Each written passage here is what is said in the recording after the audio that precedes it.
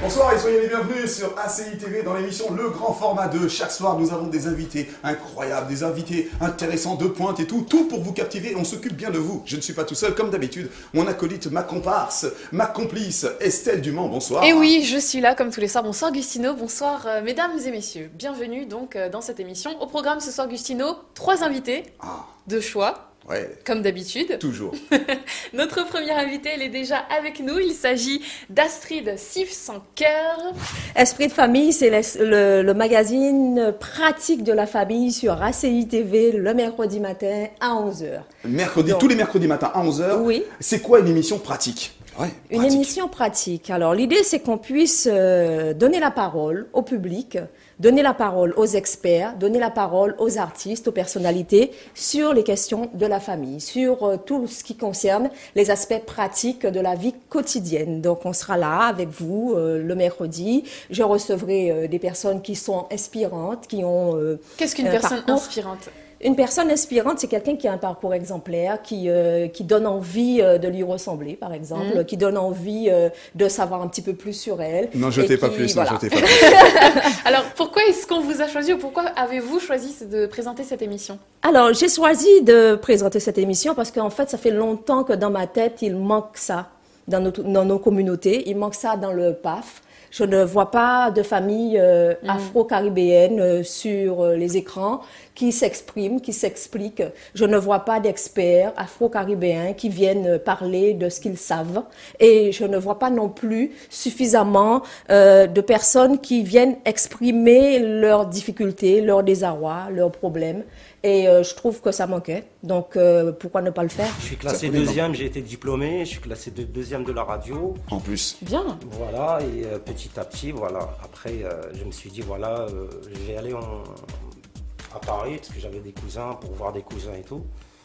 Et bon, d'un côté, je le regrette, parce qu'il y a mon parent là-bas. Où ça, en Italie? Ouais, Saverio Campana. Donc d'ailleurs, je le salue. un coucou. Voilà, et... je suis arrivé, donc après je me dis pour passer voilà, les vacances, quoi, 2-3 semaines, et du coup je suis resté. Depuis combien de temps donc vous êtes à Paris? 93. 93. Alors, pardon, l'Algérie, l'Italie, la France. Le choc culturel, ça s'est passé comment? Je sais pas comment vous dire, donc dans la vie, je sais pas, moi j'aimais voyager. Enfin, j'aimais voyager. Et vous avez pu le faire avant 18 ans, les voyages comme ça? Vous avez pu les faire?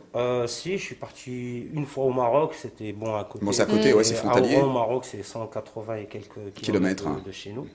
Donc, je suis parti là-bas.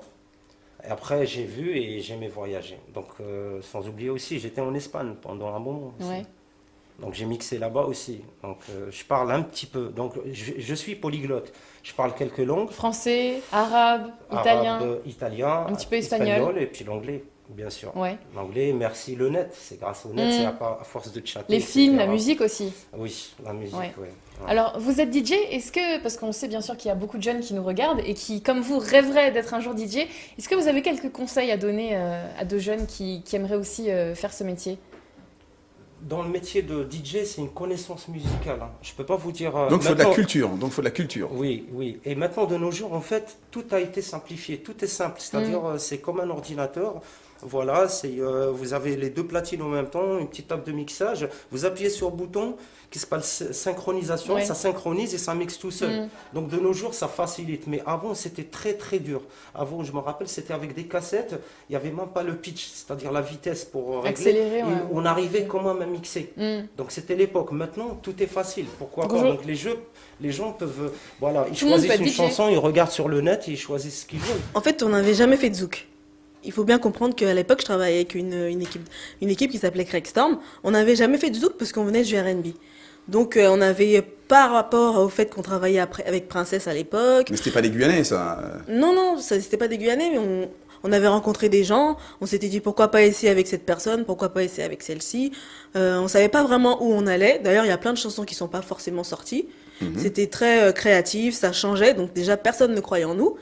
En plus, je traversais vraiment une période de ma vie assez compliquée. On apprend à gérer, on est jeune. Oui, ça s'entend dans les textes aussi. Hein. Voilà, on apprend des choses, on demande pardon parce qu'on a grandi.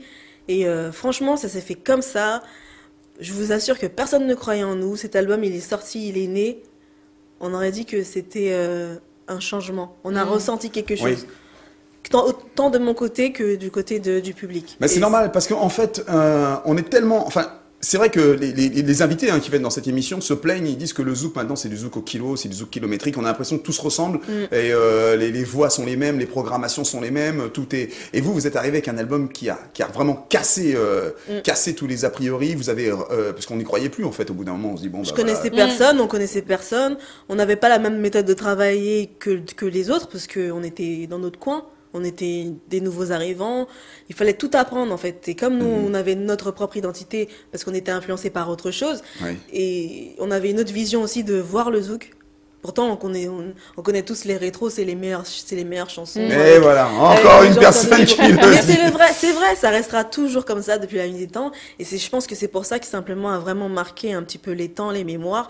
Et jusqu'à aujourd'hui, je me sens obligée de les chanter parce que c'est des chansons qui ont marqué une période où on en avait besoin et ça arrive au bon moment. Et c'est un album que j'apprécie, que j'adore. Je l'écoute jamais. Ah bon? Je l'écoute jamais. Pourquoi? Parce que je m'écoute pas en général. C'est vrai? Un artiste ne s'écoute pas? Pas forcément un artiste, mais en tout cas, moi, je m'écoute pas.